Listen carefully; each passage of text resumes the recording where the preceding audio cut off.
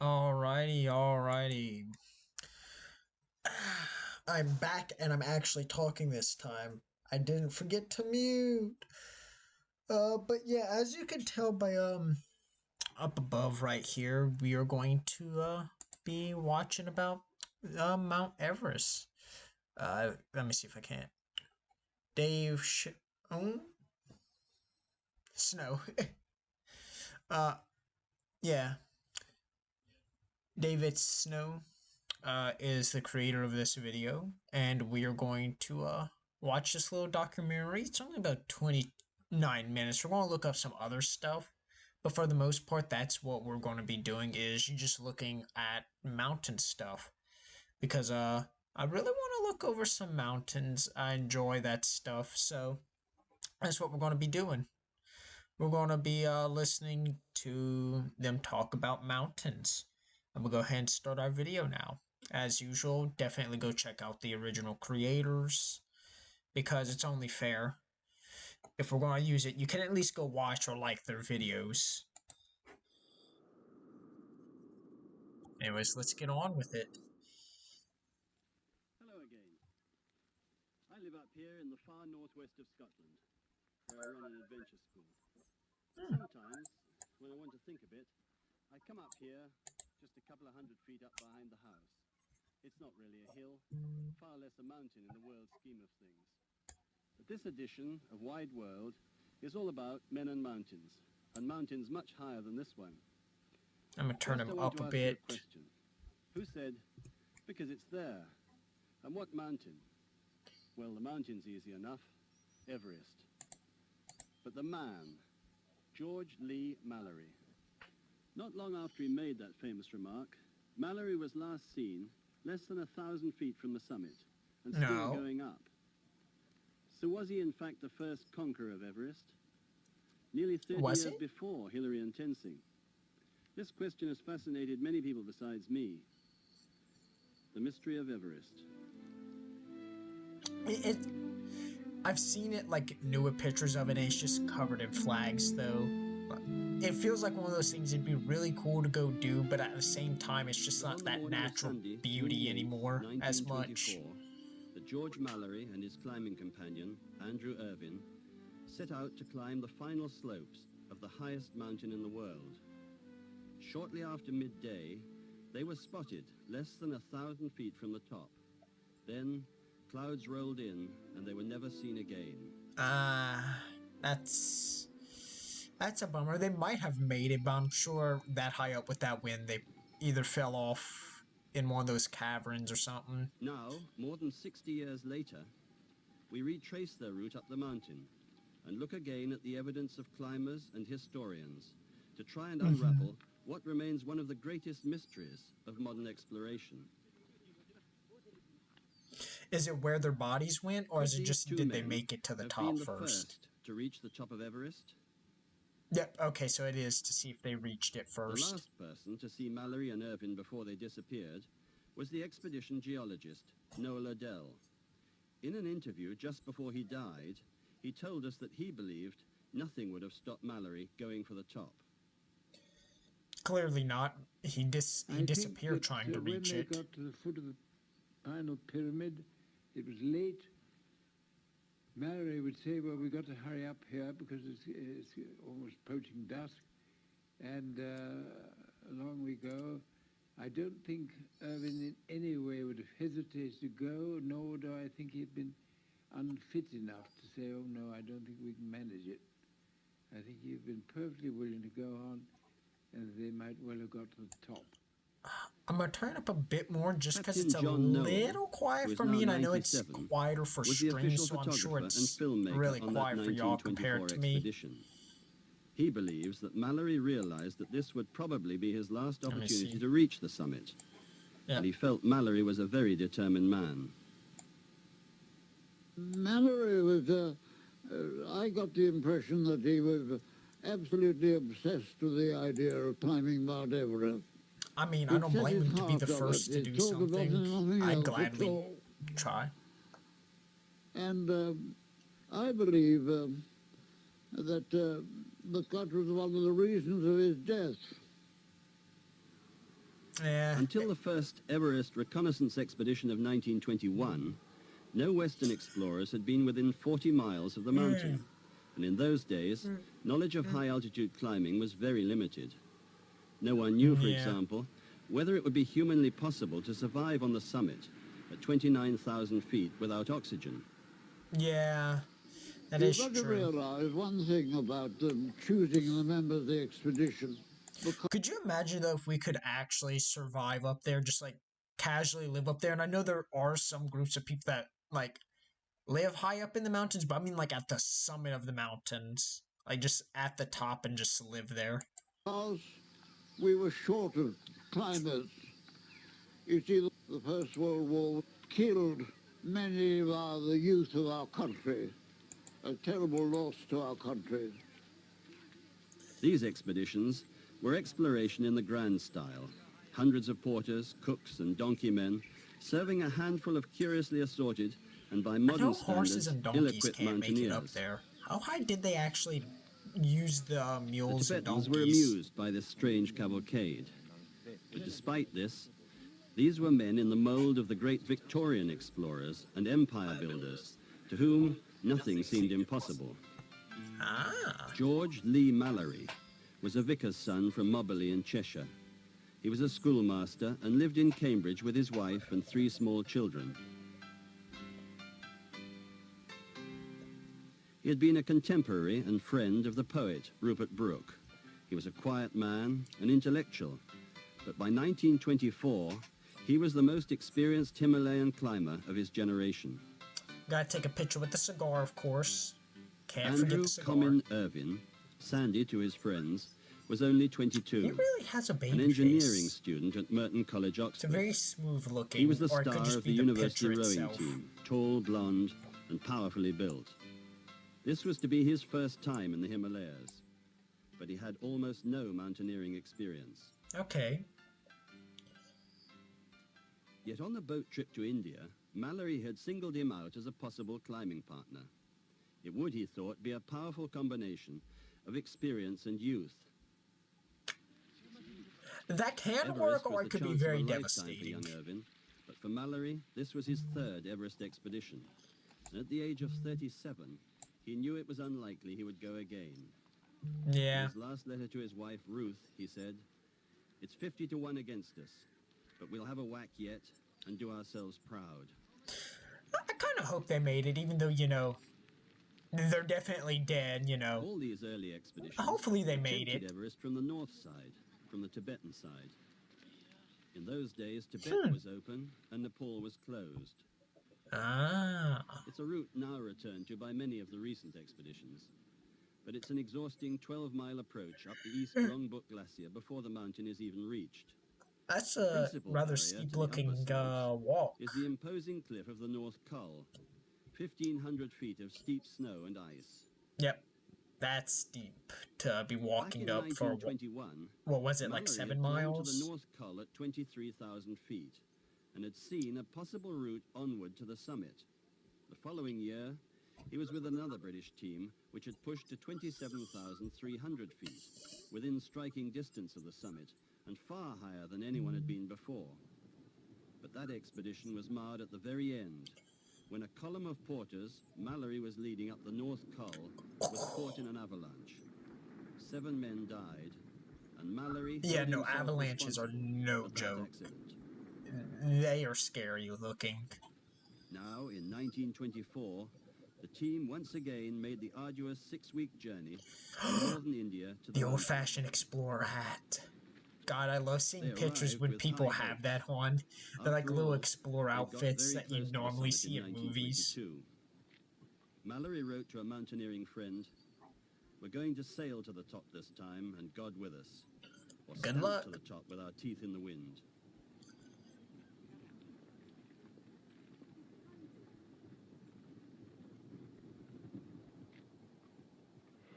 But a month later, it was a different story.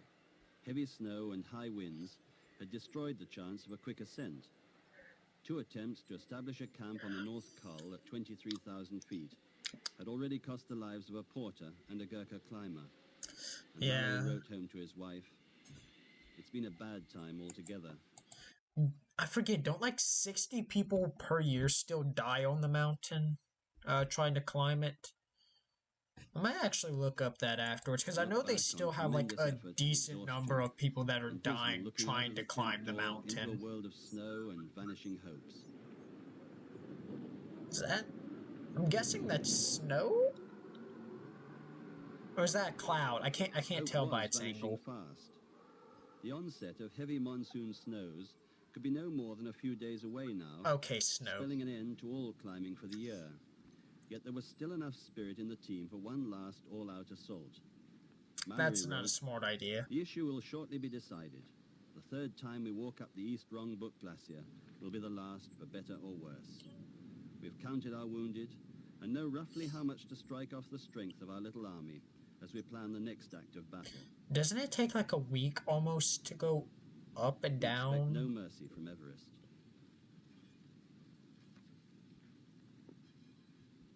They're really In the pushing it first attempt to on the try and summit, do all that in Mallory a and couple Jeffrey Bruce days.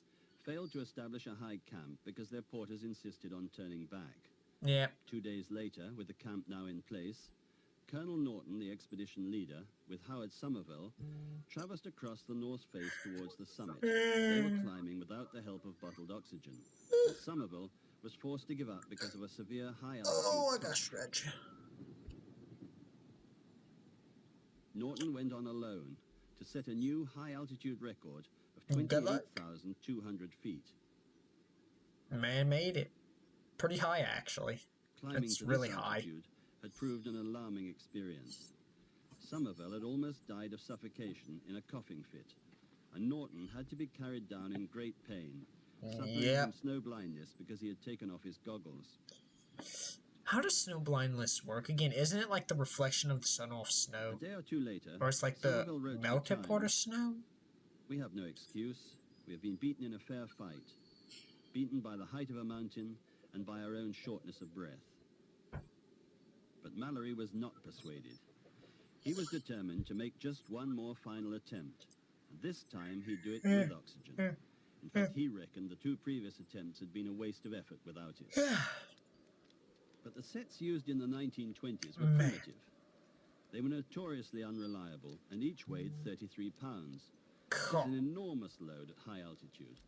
But Irvin was an engineer and carried out extensive modifications.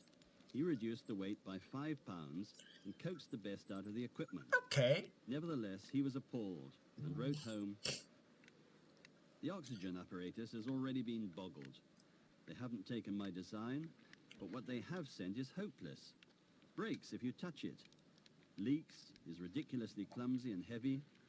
Out of 90 cylinders, 15 were empty, and 24 leaked badly by the time they got to Calcutta. Yeah, that's Thank not God. good. I broke one today taking it out of its packing case." Also, are they like just made out of straight up metal? Yeah, I think the entire rig is just made of For this last metal and climb, nothing else by Mallory had what I'm selected seeing in Irving that as his picture. climbing partner rather than Noel Adele, who might have seemed the logical mountaineering choice, because Adele was by far the more experienced climber and just coming to the peak of his fitness. I think Mallory realized that since they were going to try to get a beneficial effect from oxygen apparatus, Irvin had done a lot of the last stages of work on the apparatus they were Man, I taking. really wish I slept some more That today. he, 2 I hours was admit it not totally, enough. because he was the better mechanic than myself. He'd done an awful lot of work on this apparatus.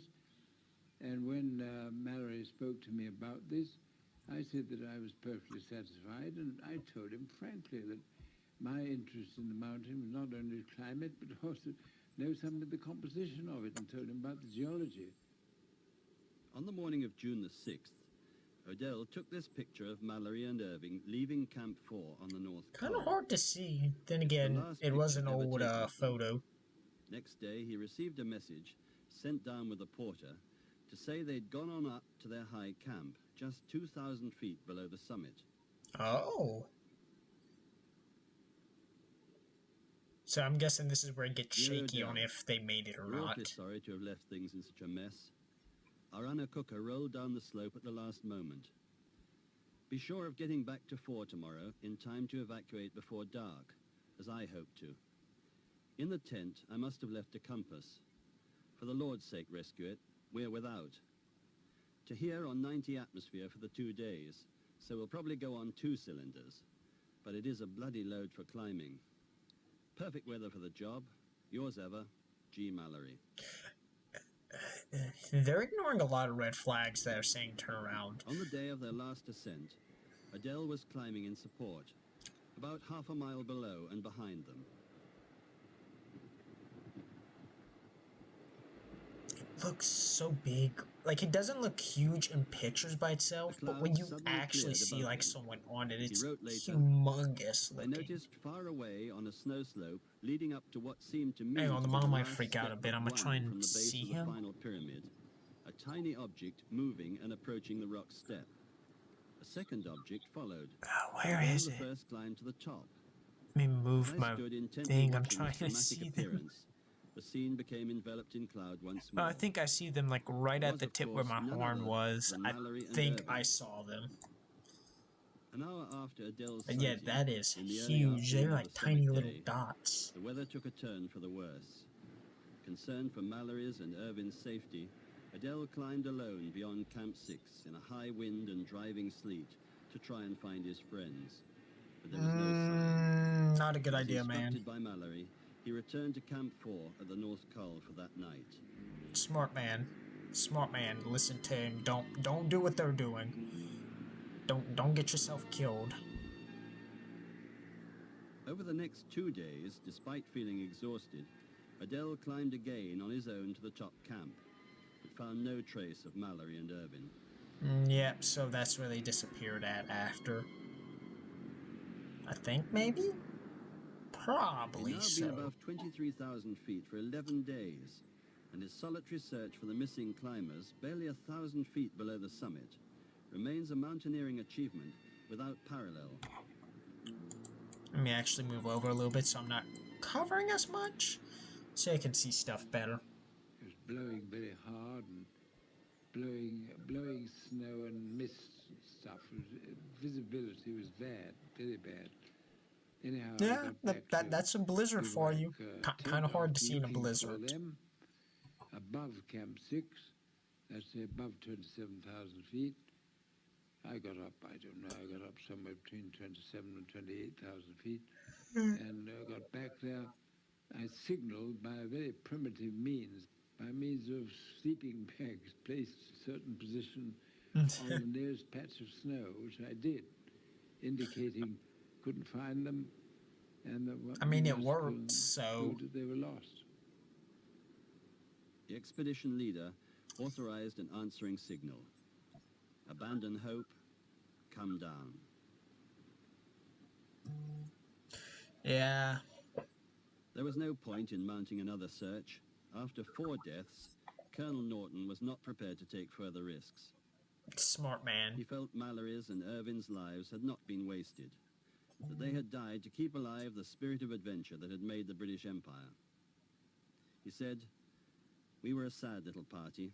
From the first, we accepted the loss of our comrades in that rational spirit, which all of our generation had learned in the Great War, and there was never a tendency to a morbid harping on the irrevocable.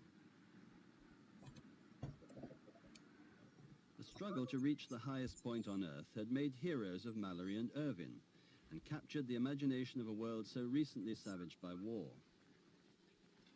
Huh. No one can know for sure whether Mallory and Irvin were the first to reach the summit of Everest. Officially, the honor of first ascent went to Sir Edmund Hillary and Sherpa Tenzing Norgay in 1953. Fair enough. Yes, when I reached the summit of Mount Everest, My eye and keeps... sort of looked around My the garden, eye keep particularly messing when I up. looked down There's something on my towards the North Col, camera monitor, maybe? Let me check. Mallory actually was Wipe it very down much real in my quick. mind. And although I really had Let's no see if hope that helps it any. of actually seeing any sign of his passing, I certainly looked down towards the North Col. I looked sort of over and down the very steep slopes. There we go. Hopefully it leading works from now. the summit, and but I saw nothing, no sign of Mallory's passing. The loss of Mallory and Irvin brought the death toll over the first 3 Everest expeditions to 13. And still, The tantalizing uncertainty remained. Had the mountain been climbed? Please stop tweaking In out. 1986, an American team went to Everest to examine the clues and the conflicting accounts of Mallory's last climb. The team included Audrey Solkeld, British historian, and one of the world's leading authorities on Everest, and Tom Hosell, a Boston engineer who had studied the Everest mystery for 16 years. There we go. Hopefully that fixes Together, the they've eye. written a book in which Hosell outlines his own controversial theory about what might have happened.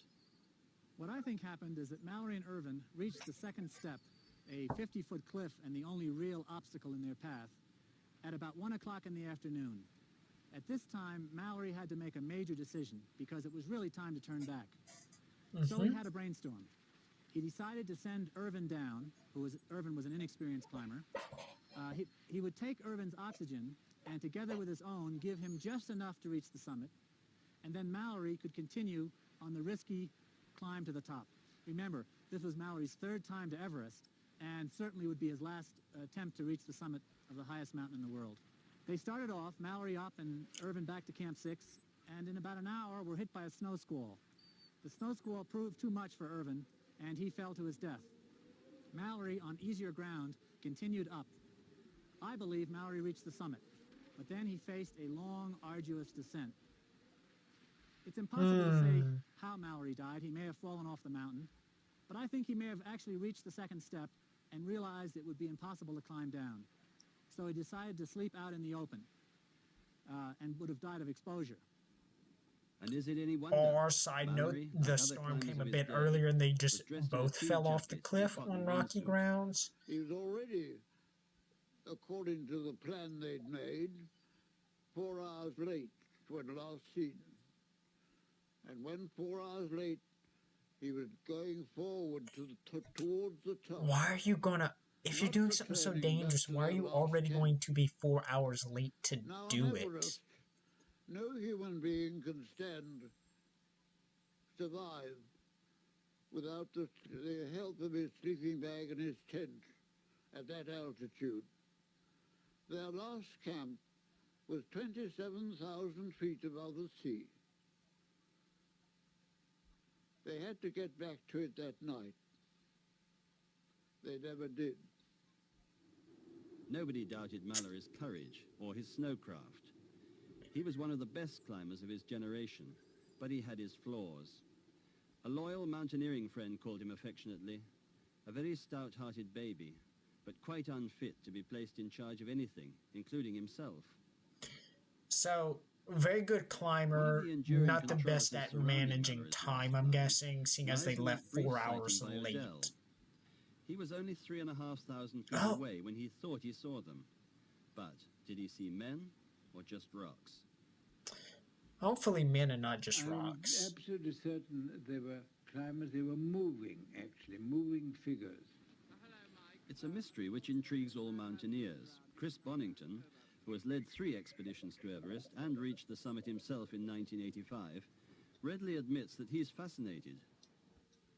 I'm practically certain in my own mind that Odell did see the 2 figures, and they were people and they weren't rocks. And I think the reason for this is firstly Odell himself, the fact that he had first-class eyesight, the fact that he was completely at home in that environment, the fact that he had a scientist's powers of observation, I mean, the way he was wandering around looking for rocks, the fact that he actually saw the figures moving and specifically said they were moving, which I think means that they couldn't possibly have been 2 rocks. They were definitely moving figures, and therefore they must have been Mallory and Irvin. It was 9 Alrighty. years after the deaths of Mallory and Irvin before another expedition went to Everest, but the mystery was heightened by the only clue they found to the fate of the 2 climbers. They came across an ice axe lying on slabs above Camp 6. The puzzling thing was that it was lying considerably lower down the route than the point at which Odell last saw Mallory and Irvin. Maybe they dropped it. Hadn't slid down at all. It was lying Oh, my flat cat there wants in. Come here, on my these rocks. Well, that was left there. Obviously left there. Must have been left there. Well, whether left on the way up or the way down has often arisen as a question. Alright, I'm back. Sir Jack Longland, The cat is one of the in the leading room. climbers a decade later, was on the unsuccessful 1933 Everest expedition which found the axe. This must mark the spot where an accident happened, on the grounds that first, nobody in his senses is going to leave an ice axe on Everest, either on the way up or on the way down. It's far too useful in a number of places. More than 40 years passed, and nothing else was discovered on the mountain. Then, a rumor reached the West that in 1975, a Chinese climber had stumbled across a body at 26,600 feet on a sloping terrace in the middle of the North Face, directly below the site of that ice axe. It's a Did the storm report that knock has him never off? been officially confirmed. Could it be that the Chinese are perhaps unwilling to invite speculation into Mallory and Irvin's climb, because that might cast doubt on their claim to have made the first ascent of the North Ridge? The Chinese climber who found the body in 1975 died on Everest 4 years later. The day before he died, he revealed his secret to a Japanese mountaineer. Tom Hosell sums up the evidence about this body. We know that it was an English dead for two reasons. One, the Chinese and Japanese characters are very similar, although the spoken language is not. And Wang actually etched in the snow the words for English dead 8,100 meters and then pointed up on the hill. So there was absolutely no question about it. In addition, the single English word that Wang knew was the word English, because all the expeditions prior to this one had been English coming in. Secondly, they then had a sort of hands and feet description, and Wang actually went like this to indicate, and pointed up to indicate that there was someone sleeping at 8,100 meters. The body appeared to have been found directly below where the ice axe was discovered in 1933. The So body they has did not been fall, sighted maybe? since, but it surely must be that of Mallory or Irvin, because they are the only climbers known to have been lost anywhere near the spot. But which one is it? Did Mallory or Irvin, wandering off the route, stop there and later die of exposure? Or did one of them fall Who to will the know? terrace? Who will Were they on the know? way up or the way down? Those answers are still unknown. What? It is not possible without stronger evidence to award the laurels of first ascent to Mallory and Irvin. The honor goes to Ed Hillary and Sherpa Tenzing. Theirs became the names that flashed round the world on Coronation Morning, 1953. If it were discovered that Mallory had in actual fact set foot on the top of Everest, obviously it would make some difference to Tenzing and myself. For 33 years, we have been regarded as the heroic figures who first reached the summit of Everest. Well, now I guess we'd be just downgraded a little bit to being the first two men who reached the summit and actually got Came safely back down. again. Yeah. Which brings up a point, of course. If you climb a mountain for the first time and die on the descent, is it really a complete first ascent of the mountain? I'm rather inclined to think personally that maybe it's quite important the getting down. Whether they That's reached the fair summit enough. or not, it does seem clear that Mallory seriously underestimated the time it would take to reach the top and return to their camp at 27,000 feet. A common error of judgment at high altitude, but one that may well have cost them their lives. All climbers understand the dilemma. Close to the summit after a long and exhausting climb, the determination to get to the top can be overwhelming. And deadly. I'd love to think that they actually reached the summit of Everest. I think it's a lovely thought, and I think it's something, gut emotion. Yes, It probably I'd love wasn't them too to have lovely got for there. them because they Whether weren't they did alive or much not, longer. I think that's something But I mean, hey, one just they cannot did it know. at I think least. one can say They it is did. perfectly possible Or at they least did. one of them did something And that no one has I done think before. the mystery, So the question of whether they did or not, I think that's one of the nice things to conjecture about. There was never any doubt among Mallory's loyal friends. Veteran explorer Tom Longstaff, who was with him on the 1922 Everest expedition, wrote about it in a letter to a friend. He was quite certain. It is obvious to any climber that they got up. You cannot expect that pair to weigh the chances of return. I should be weighing them still. It sounds a fair day. Probably they were above those clouds that hid them from Adele. How they must have appreciated that view of half the world. It was worthwhile to them. Now they'll never grow old, and I'm very sure they would not change places with any of us. Well, that was in fact very interesting to watch. Now we're going to look some stuff up about Everest itself, because I have genuine questions about it. Questions I would like answered. Also, I'm going to make this a bit bigger, just so it fits in my box a bit better.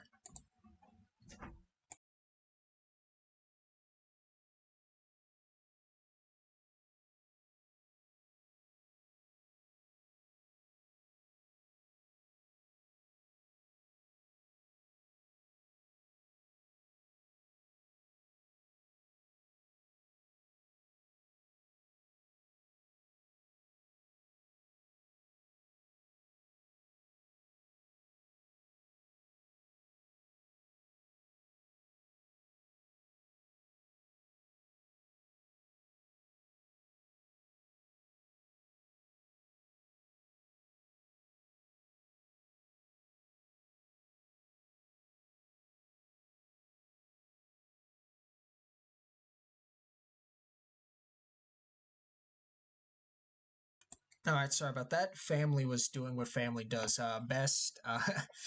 They gave me a call that food was done by randomly opening my door. But I'm back, and we're gonna see how many people actually die on it. Let me move my plate over here.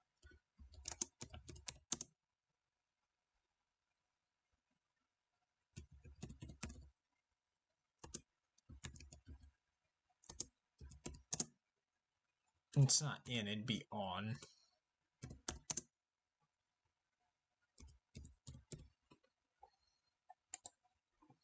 Yeah, let's see how many people have died. At least 322 people have died on Mount Everest in total.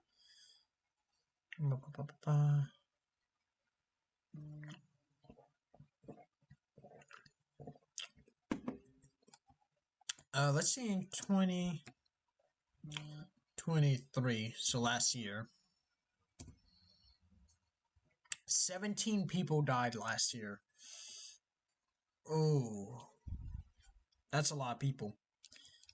For an average of 4 people to die every year, and then last year be 17, that's a lot of people to die.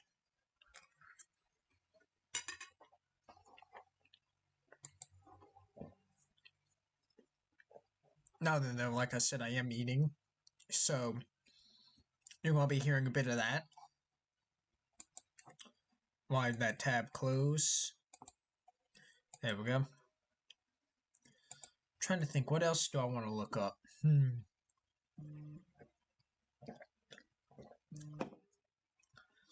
So we got the rundown of that. What I want to look up is, what is the deadliest mountain? I think it's Everest. But we shall see.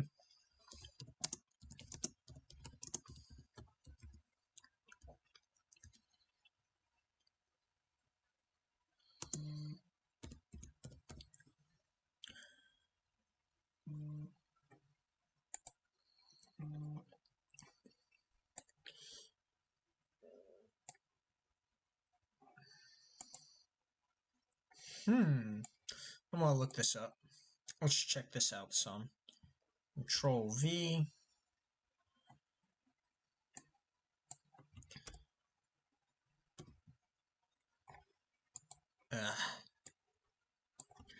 Control V, then Control C.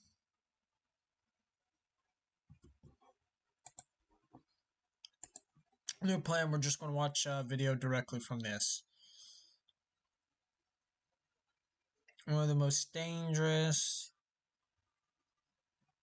The 5 you know what, let's look at the 5 most dangerous mountains. Let's do that. But this one has 3. In this video, we will talk about the topic, the 5 most dangerous mountain to climb. This is The by world's Introble, highest by and the most way. remote mountain inspires awe in all of us, but few are aware how truly dangerous they can be. The fact is that any time experienced climbers and mountaineers put crampons to ice, they will confront some degree of danger, no matter how much precautions they have taken or how much preparation they have done. Accidents can happen any time or any moment. The 5 most dangerous mountains are Annapurna, K2, Nanga Parbat, Kanchenjunga, the Eiger. We will converse. Alright, congratulations. We all know the 5 deadly mountains. I'll catch y'all next time. But no, let's see what makes each of these dangerous. 1. Annapurna, Nepal, 26,545 feet. It is situated in the Annapurna mountain range of Kandaki province, north-central Nepal. It is the 10th highest mountain in the world, 8,091 meters above sea level. That's a tall mountain. For the difficulty and danger involved in its ascent. Since its first ascent on the 1950 expedition led by Maurice Herzog, Annapurna Massif in Nepal has been climbed by more than 300 people, but at least 73 died trying. That's a lot of deaths for only 300 people trying. With lots of preparation and training. But more novice hikers would be better suited to summiting less dangerous peaks within the Annapurna Conservation Area, visiting tea houses in Nepal in the Copper Ridge, or heading to Mardi Himal Base Camp. 2. K2, Pakistan, 28,251 feet. K2 at 8,611 meters above sea level is the second highest mountain range on Earth, after Mount Everest. It lies in the Karakoram Range, partially in the Gilgit-Baltistan region of Pakistan, administered Kashmir, and partially in a China-administered territory of the Kashmir region. That's a tall mountain. In the Tax-Korgan-Tajik Autonomous County of Xinjiang. K2 also became popularly known I as just Savage realized, what is that face After it George makes Bell, when a I'm... climber on the 1953 American expedition told reporters, "It is a savage mountain that tries to kill you." Yeah, I think I'm gonna start going off camera anytime I have to drink after seeing that face. One person dies on the mountain for every 4 who reach the summit. Also occasionally known as Godwin Austen, other nicknames of K2 are the Kings of the Mountains and Mountaineers Mountains, as well as the Mountain of Mountains, after prominent Italian climber Reinhold Messner titled his book about K2 the same. 3. Nanga Parbat, Pakistan, 26,660 feet. Nanga Parbat, locally known as Dimer, which means King of Mountains, is the 9th highest mountain on Earth. Its summit at 8,126 meters above the sea level. Lying immediately southeast of the northmost bend of Indus River in the Gilgit-Baltistan region of Pakistan, administered Kashmir, Nanga Parbat is the westernmost major peak of the Himalayas, and thus in the traditional view of Himalayas as bounded by the Indus and Yarlung-Tsangpo/Brahmaputra rivers. It is the western anchor of the entire it looks pretty. If there is a mountain that can rival K2 in terms of technical difficulty, it is Nanga Parbat. Due to its fatality, the mountain is also termed as Man-Eater. That is... I don't want to go on something called Man-Eater. 28,169 feet. Kanchenjunga is the 3rd highest mountain range in the world. Its summit lies at 8,586 meters in a section of the Himalayas. The Kanchenjunga Himal, which is bounded in the west by the Timur River, in the north by the Lonak River and Jongsang La, and in the east by Teesta River. It lies in the border region between Nepal and Sikkim state of India, with 3 of the 5 peaks, namely Main, Central, and South, directly on the border, and the peaks west in Kangbakhon in Nepal's Taplejung district. Incredibly cold temperatures and frequent avalanches, all of which conspire with one another to make this one of the most difficult climbs in the entire world, one of the deadliest.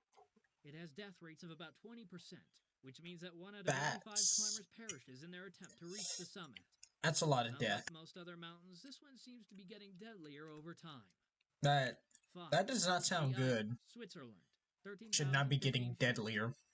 The Nordwand, or north face, of this peak in the Bernese Alps in Switzerland is an objective legendary among mountaineers for its danger. Reaching nearly 6,000 feet, it is the longest north face in the Alps. Although it was first climbed in 1938, the north face of the Eiger continues to challenge climbers. It's very steep, but at least it's not covered in snow. At least this part. Oh, I see snow. Have earned the Eiger's north face the nickname as Murder. Okay, it's deadly, but that's beautiful. I definitely would try risking it for that view. Hope this video added some value to your thoughts. Do share your views in the comments. It did, and it is that I now want to go on this mountain despite the fact it is one of the deadliest mountains, because good God, that is a beautiful view. And I also have a fear of heights, so that's saying something.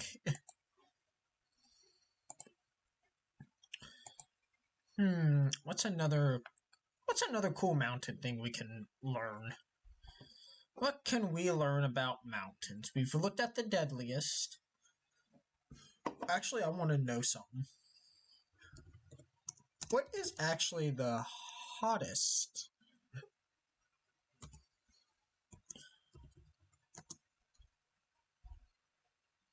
ED drug. Movie poor thing about. Yep. Ooh, there goes my plate.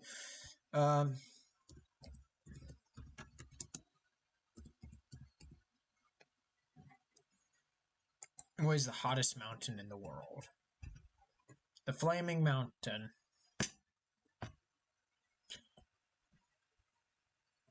That's...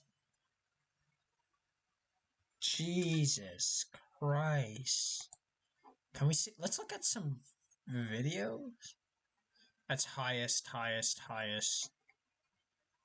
That's the 11 hottest places on Earth. I want images of it.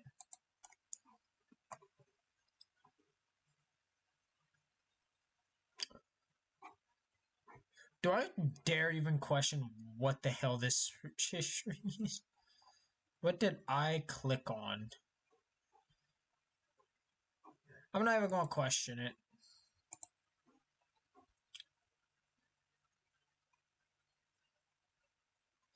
So, I know this is probably from my D&D. I know this is because I've been playing chess. I don't know what the hell the Betty... Is that? Who the hell is that? Why are there just random women under my thing? I look up D&D maps and chest. Why are there random furry D&D things on my page? You know, we're looking too deep into this. We're on here for mountains, not this.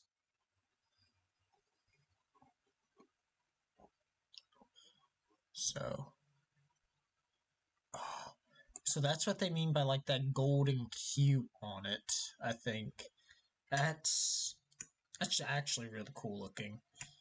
Probably not so cool to be up there though. I probably burns to be up there in the summer.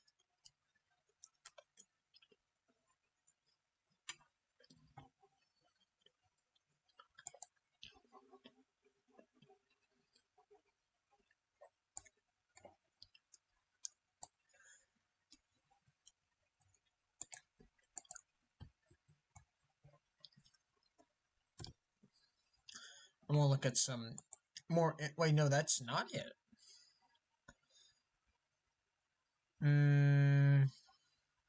We could watch a 3-minute video, but I just want to look at some images of. Okay, yeah. So this is what it actually looks like. Yeah.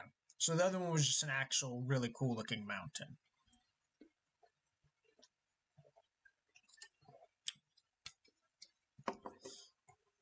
I'm almost done eating too, but yeah, that's really cool. Let's watch some watch a quick 3-minute video about it while I finish up my meal, because this is some good pasta. Mobile games are going big. Free Fire Max is now available on PC with Google Play Games. Play in matches, level up your guild, and put Areas around the latitude of 42 degrees for the hot air in the basin. Also, sorry, it just got like really blurry for some reason. I don't know why.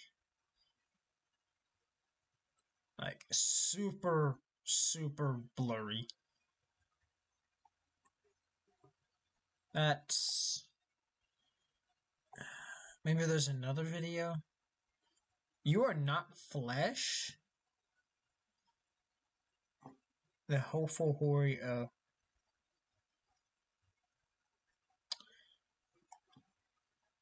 I might go check this out later and see what that's about.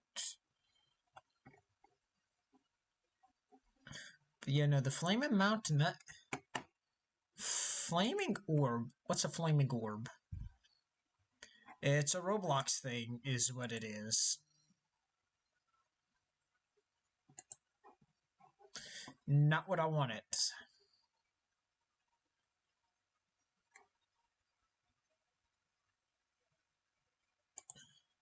We're just looking at different flaming stuff now. Flaming flamingos. Why is Roblox? Why are there two? Okay. Why does everything flaming have to do with Roblox? Maybe this?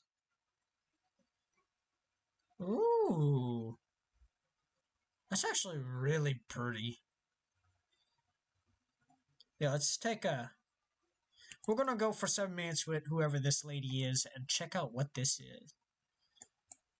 Let's see here. Load us up. Let's see what this is about.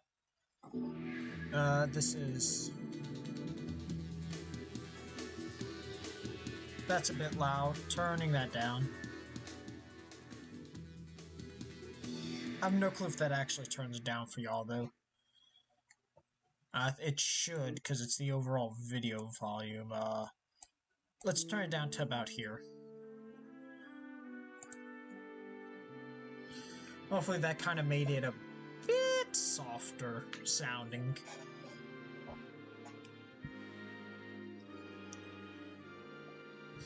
I'm gonna move over a little.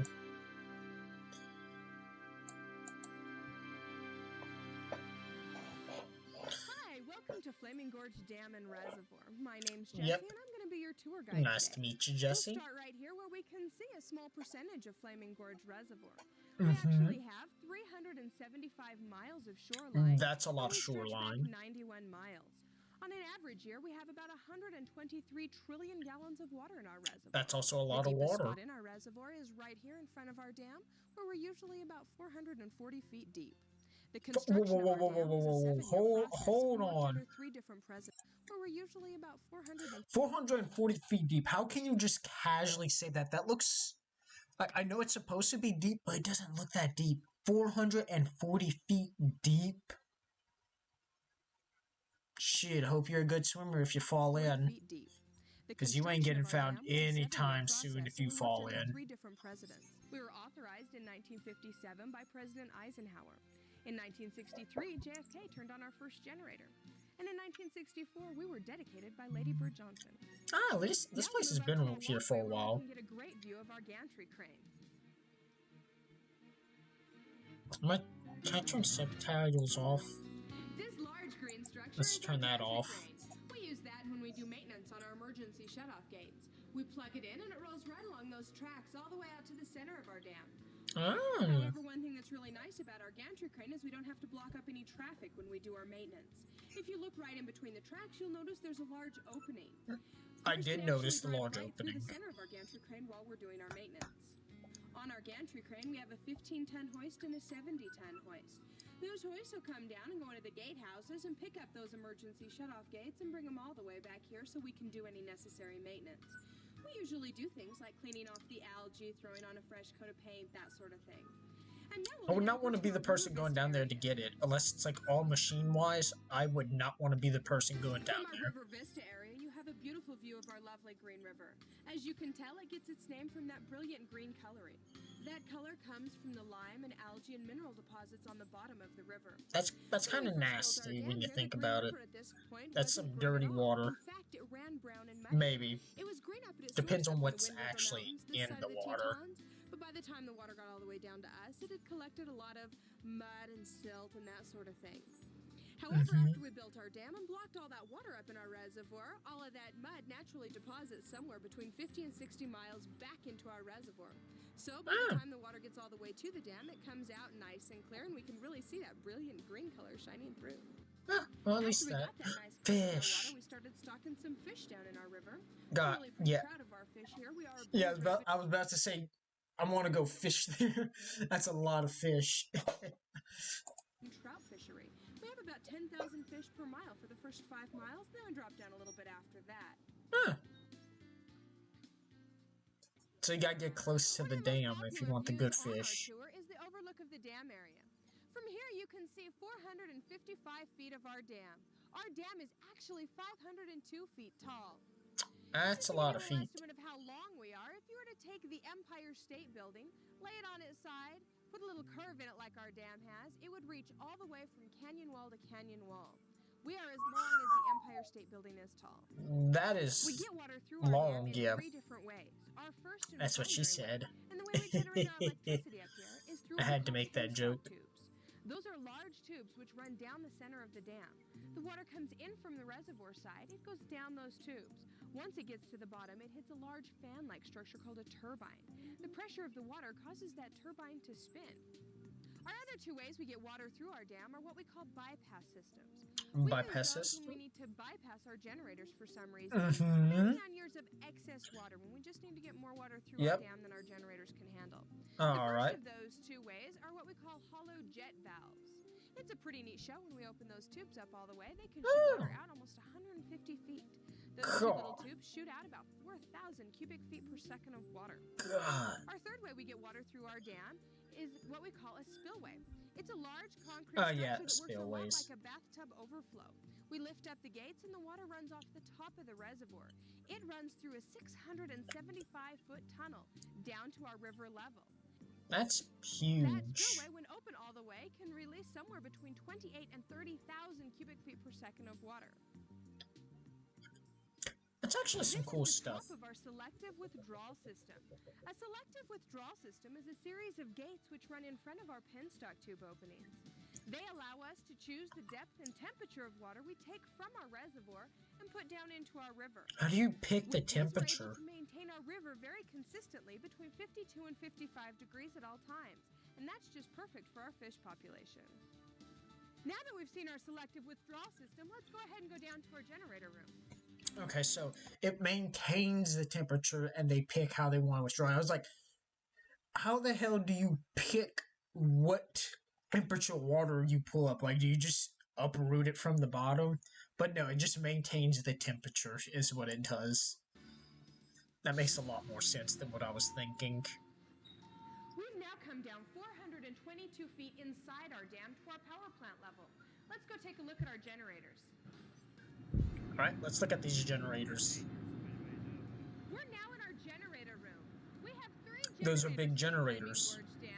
They're each 50 megawatt generators. They can each supply enough residential power for 70,000 people. After the power leaves our generators, it comes here to our transformers. I would not want to be hanging around those transformers with that much voltage. 138 kilovolts. It then goes to our switchyard where it gets distributed to all of our power customers. The original purpose of Flaming Gorge Dam was not power production. However, the revenue generated from our power production allowed us to not only pay for the construction of our dam, but it continues to provide the funds necessary for annual operation and maintenance, enabling us to be self-sufficient. The original purpose of Flaming Gorge Dam was water storage, irrigation, and flood control. In addition to that, it provides many other benefits such as recreation on our reservoir and on our river. I hope you've enjoyed your tour of Flaming Gorge Dam today. Thank you for visiting our recreation area. I did enjoy the little tour, and I actually did find that kind of cool. Though, lady, you're a lot braver than me getting so close to all those transformers.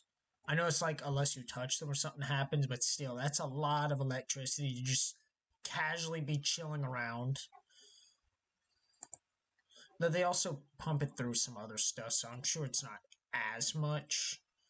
But still, that's a lot of electricity to just casually be saying, yeah, this is where those giant generators that can supply thousands upon thousands of houses, pump all that electricity at the thing I'm currently pointing at that I'm a foot away from.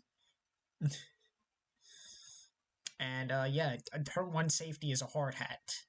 That yellow hard hat's really gonna save you from that electricity. Remember, kids, always wear a hard hat. It stops everything. And no one will question you as long as you have a hard hat, a vest, and a ladder. Never forget that. If you want in somewhere, just wear a hard hat, vest, and ladder. Don't actually try that. Even though we were, please don't actually try that. Don't try sneaking into places like that. I really thought I could think of more to want to learn about mountains, but not really right now. Probably because I'm still running on 2 hours of sleep in the past over 24 hours and working a full shift at work. So, yeah, I'm probably going to call it a short stream. I enjoyed looking at some stuff with you, mostly mountains and a little bit about a power plant for some reason. Don't know how I got on a power plant still, but hey, we ended up talking about a power plant. So I guess that's something new. Anyways,